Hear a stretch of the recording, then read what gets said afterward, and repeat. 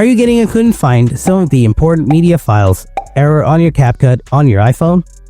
This usually happens if the original files were moved, deleted, or not fully imported into the app.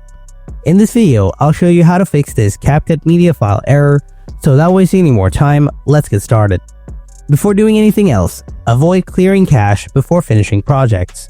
Now try these solutions. Solution 1. Recover the original files. First, open up your iPhone's Photos app.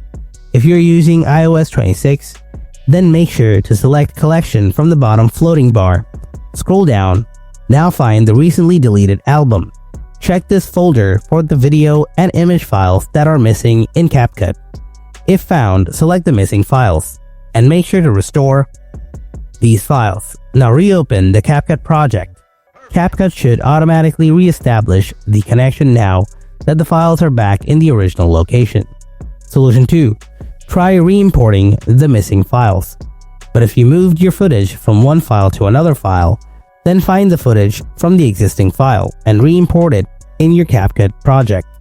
This is how you can solve this couldn't find some of the important media files error in CapCut in your iPhone. Thanks for watching, and I'll see you in the next video.